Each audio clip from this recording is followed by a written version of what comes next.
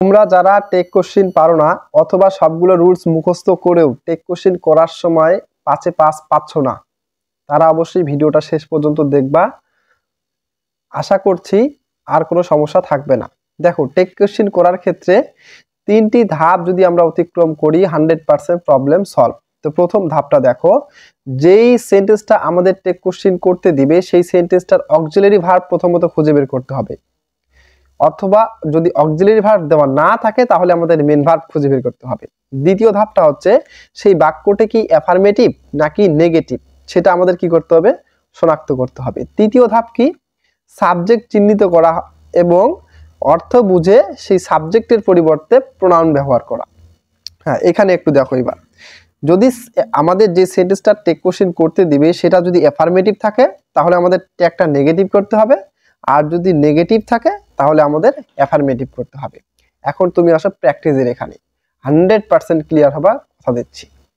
You will help him বাক্যটা আমরা পড়লাম, তো আমাদের প্রথম কাজ অক্সিলারি ভার্ব খুঁজে বের করা। যদি না থাকে তাহলে আমরা মেন ভার্ব খুঁজে বের করব। দেখি তো, এই যে অক্সিলারি, মডাল অক্সিলারি আমরা খুঁজে পাইছি উইল। এখন দ্বিতীয় ধাপ হচ্ছে এইটা কি অ্যাফার্মেটিভ নাকি নেগেটিভ বাক্যটাতে যেহেতু কোনো নেগেটিভ শব্দ নেই সেহেতু এটা হচ্ছে অ্যাফার্মেটিভ, তাহলে আমাদের ট্যাগটা হবে নেগেটিভ। সাবজেক্ট চিহ্নিত করা এবং অর্থ বুঝে প্রোনাউন ব্যবহার করা। সাবজেক্ট আমরা ইউ চিহ্নিত করলাম এবং ইউ তো নিজেই একটা প্রোনাউন, তাই আমরা এখানে প্রোনাউন ব্যবহার করলাম, সরি এখানে ইউ হবে। ঠিক আছে, তো উইলের সাথে নট যুক্ত হলে ওন্ট, আর ইউ আমরা ইউ দিলাম।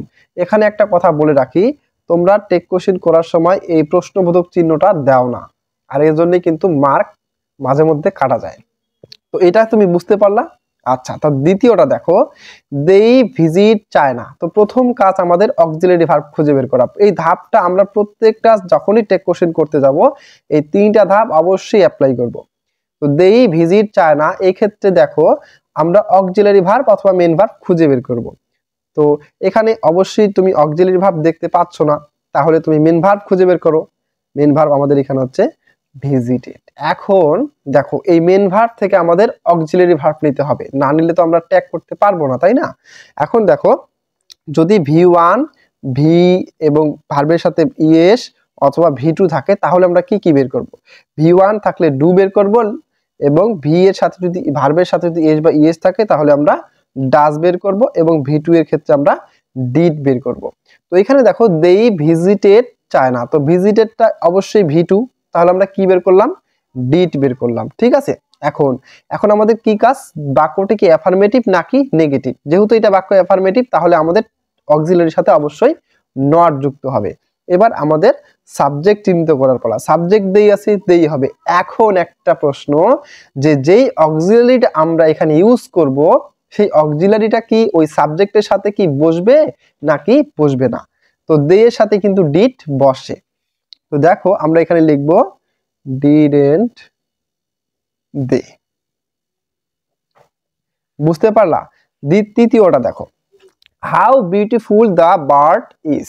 প্রথম কাজ অক্সিলারি খুঁজে বের করা, আমরা অক্সিলারি খুঁজে বের করলাম ইজ। দ্বিতীয় কাজ, বাক্যটি অ্যাফার্মেটিভ নাকি নেগেটিভ? অবশ্যই এই বাক্যটা একটা অ্যাফার্মেটিভ বাক্য। কেন? এখানে কোনো প্রকার নট বা নাবোধক শব্দ নেই।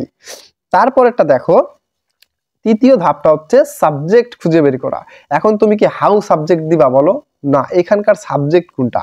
এই যে দ্য বার্ড, এইটা হচ্ছে আমাদের সাবজেক্ট।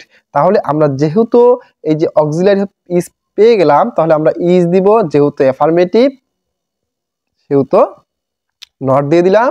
আর দ্য বার্ড, তুমি দ্য বার্ডকে কি বলবা বলো? অবশ্যই তুমি ইট বলবা, নাকি পাখিটিকে তুমি সে বলবা, হি সি বলবা বলো? তো এইখানে কিন্তু তোমাকে একটু কি করতে হবে, তোমার মন থেকে এটা ডিসিশন নিতে হবে যে এই যে বার্ডটা এটাকে হচ্ছে প্রাণীবাচক শব্দ, এটার প্রোনাউন হবে ইট। ঠিক আছে, আচ্ছা, এবং সবার শেষে অবশ্যই প্রশ্নবোধক কিন্তু থাকতে হবে। তারপরেরটা দেখি, নোবডি বিলিভস এ লায়ার। প্রথম কাজ আমাদের অক্সিলারি ভার্ব খুঁজে বের করা, যেটা আমরা পেলাম না, কিন্তু মেন ভার্ব খুঁজে পেলাম, এই যে ভার্বের সাথে ইএস। তো ভার্বের সাথে ইএস, তাহলে আমাদের ব্যবহৃত হচ্ছে কি ডাস। ঠিক আছে, তো আপাতত আমরা ধরে নিলাম ডাস। এখন দেখো, এই বাক্যটা কি অ্যাফার্মেটিভ নাকি নেগেটিভ? এই দেখো, নোবডি কেউ না, তো নো শব্দটা কিন্তু এখানে আছে, তার মানে এই বাক্যটা কিন্তু নেগেটিভ, ট্যাগটা হবে অ্যাফার্মেটিভ। এখন কথা হচ্ছে দেখো যে এই সাবজেক্ট কি বলো, এই যে আমাদের তৃতীয় ধাপ হচ্ছে সাবজেক্ট। এখন এটা হচ্ছে সাবজেক্ট, নোবডি, কেউ না। এখন তুমি কেউ নাটাকে কি বলবা? তারা বলবা না, নাকি সে বলবা, নাকি কোনো নাম ধরে বলবা? না, অবশ্যই কেউ না মানে কি তারা, তাই না? তো এইখানে তোমাকে অবশ্যই সাবজেক্টটাকে কি করতে হবে? ফিল করতে হবে। যদি তুমি সাবজেক্টটাকে ফিল করে যদি প্রোনাউনটা বের করে নিয়ে আসতে পারো, টেক কোশ্চেনে তোমার থেকে 5-এ 5 কেউ আটকাইতে পারবে না। তো নোবডি, তো আমরা প্রথমে কি পাইলাম? যেহেতু আমরা অক্সিলারি পাইলাম না, তার মানে আমরা ডাস পাইলাম, এবং দ্বিতীয় ধাপটা হচ্ছে নোবডি, তার মানে এটা নেগেটিভ, আমাদের ট্যাগটা হবে অ্যাফার্মেটিভ, এবং সাবজেক্ট হিসেবে আমরা যেহেতু নোবডি পাইলাম, আর নোবডি মানে কি কেউ না, সেহেতু আমরা প্রোনাউন হিসেবে তারা এটা বেছে নিলাম। তো আমরা এখন লিখব ডাস। এখন ডাস দে, এইখানে একটু তোমাকে নজর রাখতে হবে। দেখো যে আমি প্রথমেই বলছি সাবজেক্টের সাথে অবশ্যই অক্সিলারিটার মানানসই সামঞ্জস্য থাকতে হবে। যেমন এইখানে দেখো আমি লিখে রাখছি যে সাবধানতা অবলম্বন করতে হবে, সাবজেক্ট ও অক্সিলারি যেন সামঞ্জস্য থাকে, ঠিক আছে?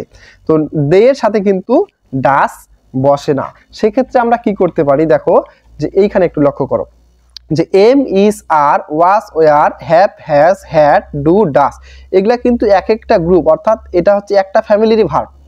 যে এটা হচ্ছে সিঙ্গুলার, এটা হচ্ছে আই এর এক ব্যক্তিগত, আর এটা হচ্ছে প্লুরাল। এটা হচ্ছে সিঙ্গুলার, এটা হচ্ছে প্লুরাল, এটা হচ্ছে প্লুরাল, এটা হচ্ছে তোমার সিঙ্গুলার। এটা তো একটাই সবার সাথে ইউজ হয়। ডু হচ্ছে তোমার সিঙ্গুলারের ক্ষেত্রে বসবে, সরি প্লুরালের ক্ষেত্রে বসবে, আর ডাস হচ্ছে তোমার সিঙ্গুলারের ক্ষেত্রে বসবে। তো দেখো ডু বসানো যে কথা, ডাস বসানো মানে, অর্থাৎ এরা একই ফ্যামিলি, যেহেতু ডে এর সাথে ডাস বসতেছে না, সেহেতু কিন্তু আমাদের এখানে ডু নিতে হবে। এবং তোমাকে বলে রাখি 100% তুমি এসএসসি পরীক্ষার মধ্যে এইটা দিয়ে একটা প্রশ্ন পাবা, অবশ্যই পাবা, এবং তোমরা এইটাতেই কনফিউজ হয়ে যাবা, ঠিক আছে? তো সব সময় সাবধানতা অবলম্বন করবা, সাবজেক্ট এবং অক্সিলারির মধ্যে যেন কি থাকে? মানানসই একটা অবস্থা থাকে, ঠিক আছে? তাহলে আমরা এখানে কি লিখবো? ডু, সরি ছোট হাতের ডু, ডু দে। বুঝতে পারলা কেন আমি এখানে নট লিখলাম না? কারণ এই যে নোট তো রয়েছেই। তারপর এটা দেখো নাথিং ইজ সার্টেন, কোনো কিছুই নিশ্চিত নয়। ধাপ অক্সিলারি আমি খুঁজে পাইলাম। দ্বিতীয় ধাপ নাথিং, নেগেটিভ। এখন আমি যেহেতু নেগেটিভ, তার মানে এখানে কি হবে বলো তো? অ্যাফার্মেটিভ হবে। তো আমি লিখে ফেললাম ইজ, ঠিক আছে? আমি কি ইজ নট লিখবো? নট লিখবো না, নট লিখবো না। কেন লিখবো না? কারণ এই বাক্যটাই তো নেগেটিভ, তার মানে এটা অ্যাফার্মেটিভ হবে। এখন নাথিং, আচ্ছা কোনো কিছুই না, এটাকে তুমি কি বলবা? প্রোনাউন, এইটাই আমাদের সাবজেক্ট, তাই না? তো কোনো কিছু না, এটাকে তুমি কি বলবা? কিছু না, অর্থাৎ এটা। তাহলে আমরা প্রোনাউন হিসেবে ব্যবহার করব ইট। বুঝতে পারলা? আচ্ছা, তারপর এটা দেখো he did not stay here. এখন দেখো এই বাক্যটাতে আমাদের প্রথম কাজ অক্সিলারি খুঁজে বের করা, প্রথম কাজ অক্সিলারি খুঁজে বের করা। আমি অক্সিলারি খুঁজে বের করলাম ডিড, তো আমি এখানে ডিড লিখলাম, ঠিক আছে? এখন এটা অ্যাফার্মেটিভ না নেগেটিভ? অ্যাফার্মেটিভ। তাহলে আমার এখানে, সরি এখানে নেগেটিভ, তাহলে এখানে আমার কি হবে? অ্যাফার্মেটিভ। এখন আমার প্রোনাউনটা কি হবে? হি দেওয়াই আছে, আমার আর কষ্ট করা লাগলো না, তাহলে আমি ডিড হি লিখে দিলাম। তারপরেটা দেখো প্রথম কাজ অক্সিলারি খুঁজে বের করা, এই যে আমি অক্সিলারি খুঁজে পেয়ে গেলাম। এখন দ্বিতীয় কাজ কি? এটা অ্যাফার্মেটিভ নাকি নেগেটিভ? তো এখানে আমি কোনো নেগেটিভ শব্দ পাচ্ছি না, তার মানে এটা হচ্ছে অ্যাফার্মেটিভ, তার আমার ট্যাগটা হবে নেগেটিভ। আচ্ছা, এখন আমাকে সাবজেক্ট খুঁজে বের করতে হবে। তো সাবজেক্ট কি? To tell lie, to tell এ লাই, অর্থাৎ মিথ্যা কথা বলা, মিথ্যা কথা বলা। তো মিথ্যা কথা বলাকে তুমি কি প্রোনাউন দিবা? সে নাকি ইউ? মিথ্যা কথাটাকে কি তুমি বলবা, নাকি মিথ্যা কথাটাকে কি তুমি তারা বলবা? এটা কি মানুষ বলো তো? তো এটা একটা বস্তু না? তাহলে টু টেল এ লাই, মিথ্যা কথা বলা, তার মানে এটাকে আমরা অবশ্যই প্রোনাউন হিসেবে আখ্যায়িত করতে পারি ইট, ঠিক আছে? তো দেখো তাহলে আমি যেহেতু এটা গোটাটাই অ্যাফার্মেটিভ, তাহলে ইসটার সাথে আমি অবশ্যই একটা নট লাগাই দিচ্ছি, ঠিক আছে?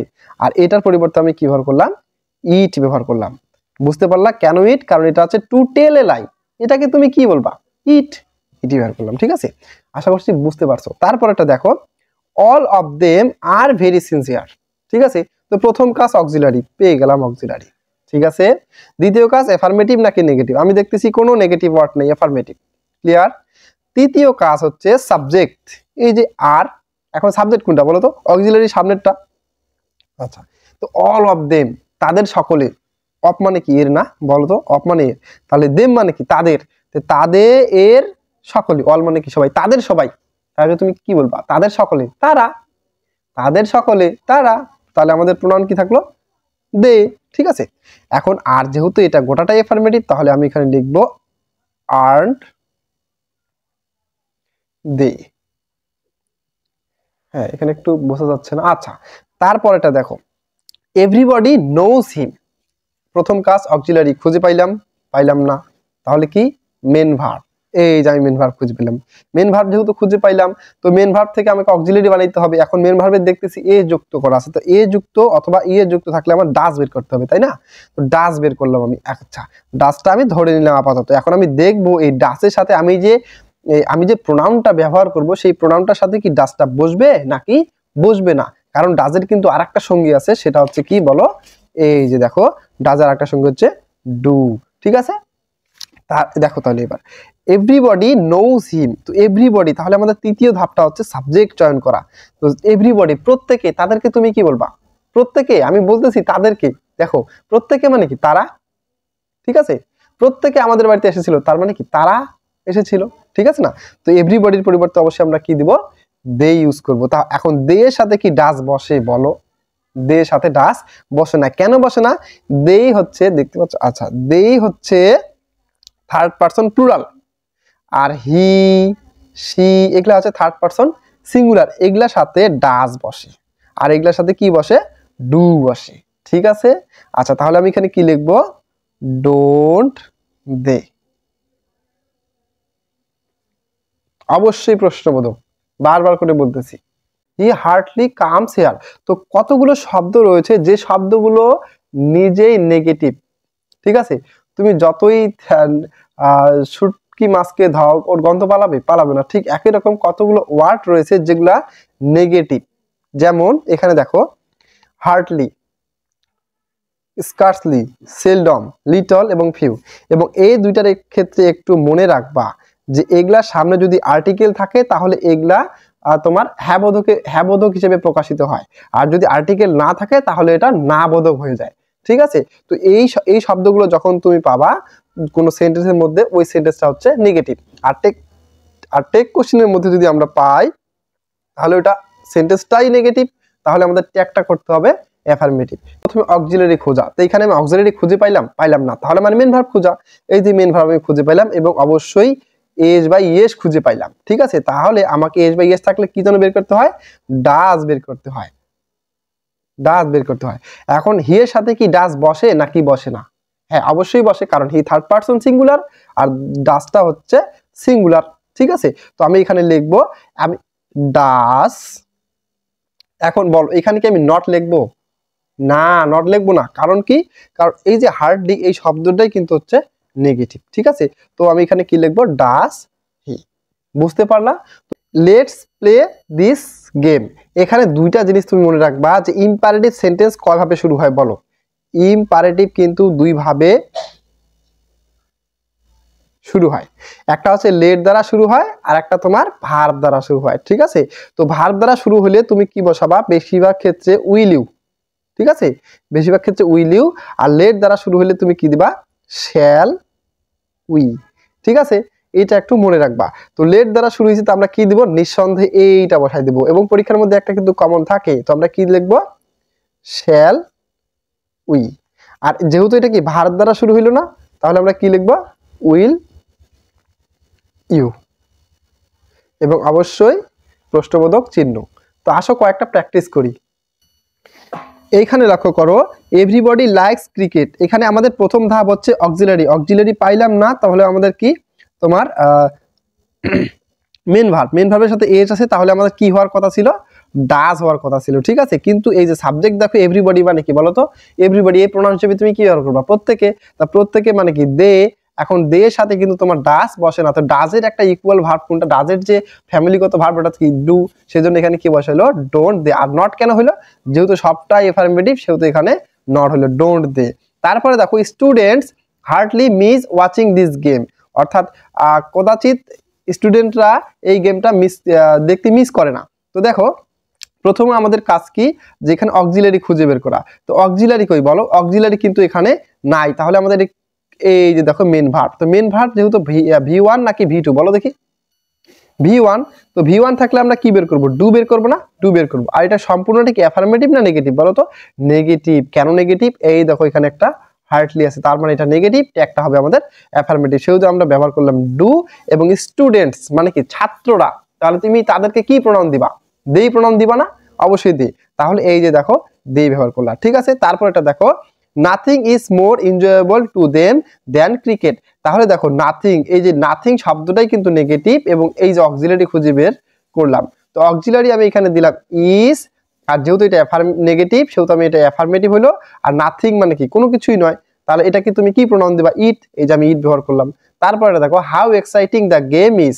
তো অক্সিলারি ভার্ব দেওয়া আছে ইজ, যেহেতু অ্যাফার্মেটিভ ইজন্ট, এবং এই সাবজেক্ট কোনটা, দ্য গেম না, তো দ্য গেমের প্রোনাউন কি ব্যবহার করবা, ইট। এই যে ইট ব্যবহার করলাম। তারপর এটা দেখো লেটস শুরু হলো, আমি কোনো কিছু দেখার সময় নাই, shall we. Telling lines is a great sin, এটা আমি দেখাইছি এখানে।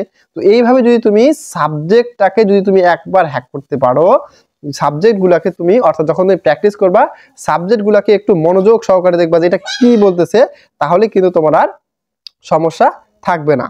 তোমরা কমেন্ট বক্সে অবশ্যই বলবা তোমাদের এই ক্লাসগুলো কেমন লাগতেছে, বা কিভাবে নিলে আরো তোমাদের সুবিধা হয়। আর যদি তোমরা প্র্যাকটিস ক্লাস চাও অবশ্যই কমেন্ট বক্সে লিখিও।